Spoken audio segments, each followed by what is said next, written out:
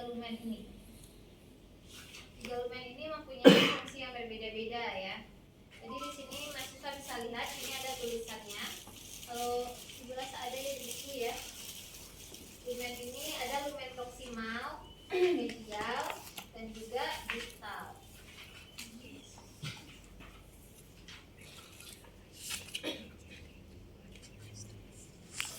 Kita pakai yang untuk mengukur yang paling dekat gitu ya. Jadi apa sih maksudnya proksimal, distal seperti itu? Ini lubang-lubang ini. Jadi kalau misalnya dia proksimal itu yang paling jauh atau yang paling dekat? Jauh.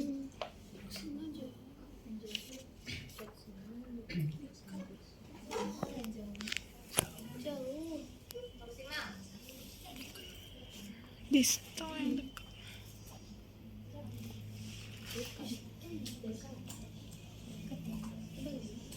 Oke, jadi fungsinya ini beda-beda ya. Yang proksimal ini biasanya untuk memasukkan obat. Jadi kalau misalnya pasiennya mau diberikan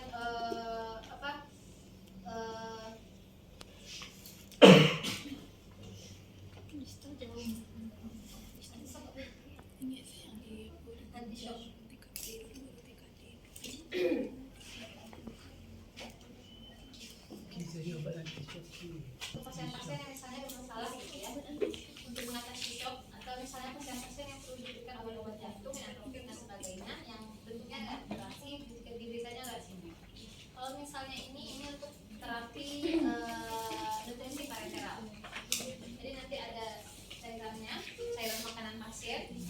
Biasanya bentuknya cairan itu tentunya bentuknya lebih besar ya, sehingga kalau misalnya masuknya di pembuluh darah kecil di pasiennya bisa kuat dan sebagainya, biasanya diberikan di pembuluh darah besar, yang besar. Jadi masuknya itu di bagian yang medial ya. Sedangkan bagian yang ini, yang distal itu biasanya untuk pengukuran CPP. Jadi kenali dulu, ini bisa yang dipakai 2 lumen, bisa yang dipakai 3 lumen. Lihat, fungsinya mau dipakai untuk apa? Untuk pemilihannya. Terus ukurannya ya. Ini tindakan medis untuk memasangnya, dimasukkan ke dalam, termasuk swanggat, termasuk pemasangan arteri lain. Memasukkannya adalah tindakan medis. Monitoringnya dilakukan oleh perawat. Jadi kalau misalnya sudah masuk, ini kan masuknya nanti di vena ya, di sebelah sini akan terjadi. Jadi bagian ini di dalam tubuh, di dalam arteri, di dalam tubuh sama kayak infus. Ini adalah kateter IV-nya, itu kateter infusnya. Ini di luarnya. Ini dijahit di sini. Ada 2 jahitannya. Di plaster juga supaya fiksasi luar. Barulah yang ini nanti difungsikan. Ini bisa ditutup ya. Jadi tutup ini harus difungsikan. Sama kayak infus kan nggak boleh kebuka ya. Oke. Selanjutnya bisa jadi dia langsung terpasang semua, bisa jadi ada yang terbuka, maksudnya tidak terhubung. Misalnya nutrisi parenteralnya belum ada nih, belum dipasang, dia boleh terpasang. Jadi ini masih ditutup yang ini. Terus yang untuk monitor hemodinamik, ini kan yang paling panjang ya biasanya. Itu terhubungnya ke manometer. Jadi alat yang kedua itu adalah manometer. Manometer ini yang ini. Ini kebetulan yang sudah jadi. Zaman dulu, awal pertama sekali saya belajar, manometer ini seperti ini. Saya waktu saya S1 nggak ada topik ini ya di kompetensi S1. Saya dapatnya memang pas sudah ngajar. Tapi memang masih pakai ini mahasiswa kita. Jadi ini nanti akan dihubungkan. Ini yang manometer ya, mirip roll. Kalau sekarang manometer itu yang ini. Yang punya tonggak, mirip roll, ada garis-garisnya. Oke, manometer itu dihubungkan ke pressure bag yang berisi cairan infus. Jadi ini fungsinya bukan memberikan cairan. Ini fungsinya hanya membuka ya, membuka aliran ke dalam, memberikan cairan ke dalam sehingga nanti kita bisa mengukur bagaimana tekanan di dalam vena yang ada di dalam ujung dari CPC ya. Jadi cairan infus, pressure bag, ini infus set ya.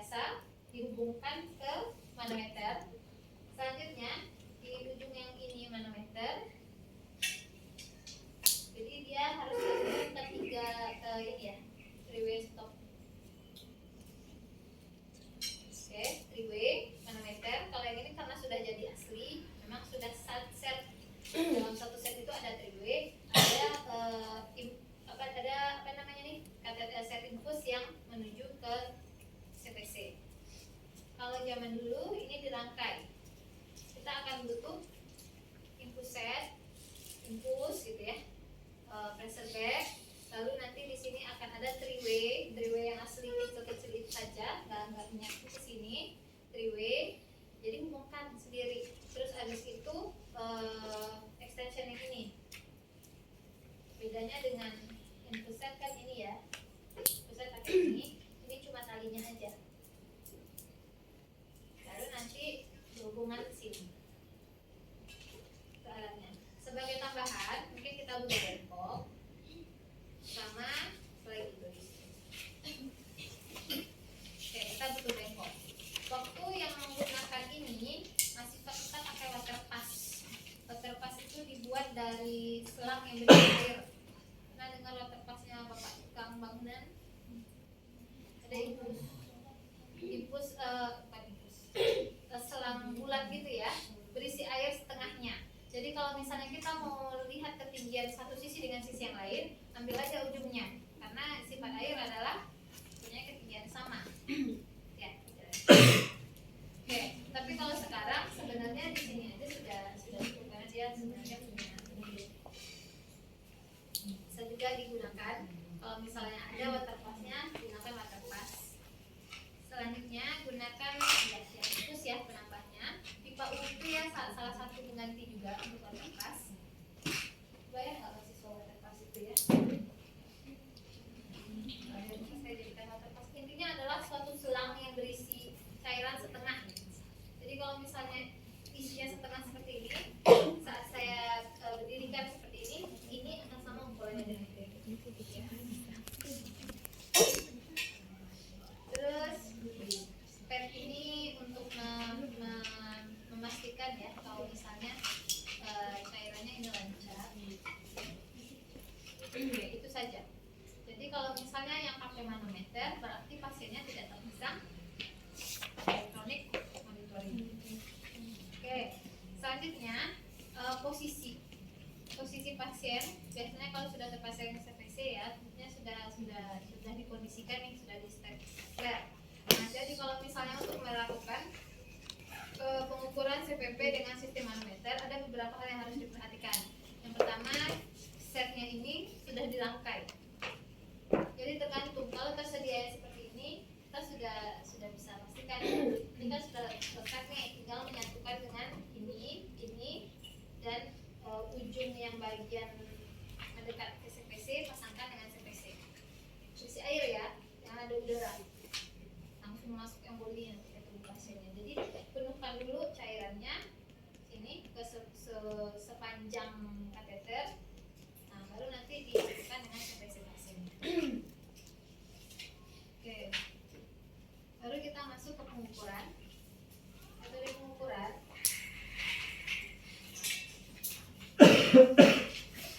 Sudah terpasang.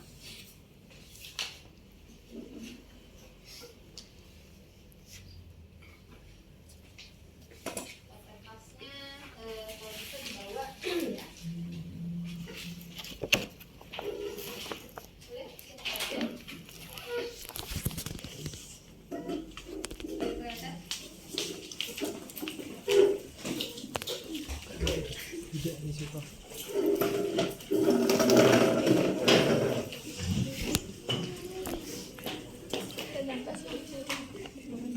Saya kasih tindakan dulu 3 tindakan ya.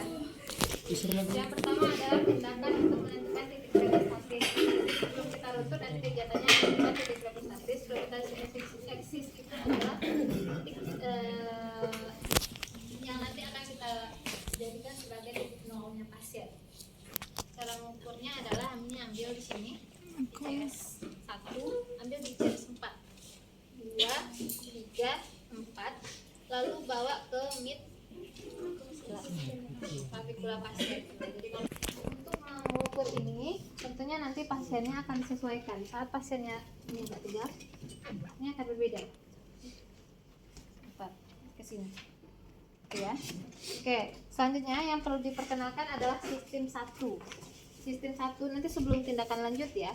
Sistem satu adalah memastikan cairan ini kan tadi masuknya ke sini ya. Cairan ini terbuka dari sini, sumber cairan ini ke pasien. Cara memastikannya seperti apa? Ini mahasiswa harus bisa mengatur-ngatur three-way-nya. Kalau seperti ini terbuka di sini dan di sini. Kalau ada jenis three-way yang ujung lancipnya satu, ujung lancip itu menandakan bagian yang tertutup.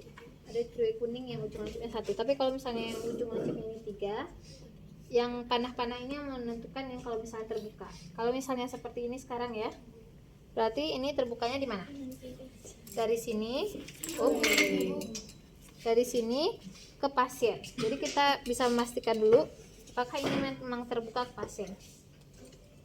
Oke, sini netes, sana netes, ya. Selanjutnya sistem 2.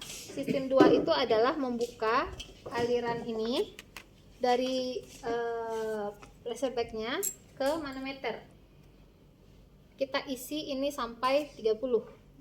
Caranya berarti tar ini sampai 25 atau 30. Kalau misalnya ini satuannya adalah milimeter H2O. Kalau misalnya nanti pakai 30 ya, terus sampai 25. Serah. Selanjutnya nanti kita akan mengenal sistem 3. Sistem 3 kita membuka cairan dari sini, dari manometer ke pasien. Ini kan pembuluh darah itu sudah punya tekanan ya, ada cairan, ada darah di dalamnya, dan ini berhubungan langsung ke jantung. Kalau misalnya jantungnya belum akan membuka gitu ya, atriumnya darahnya belum dari ventrikel ke atrium, tentunya akan ada tekanan yang cukup tinggi. Maka ini nggak selalu lancar, dia akan menghadirkan undulasi di sini saat turun. Ini kan masuknya ke sini nih, ke badan pasien ya. Yang kita buka adalah dari manometer ke pasien. Seperti ini. Dia nanti akan undulasi seperti itu. Jadi kalau ini kan lancar ya, karena kita kosong nih, kan ke angin aja ya. Kalau misalnya aslinya itu seperti ini. Mahasiswa lihat ini.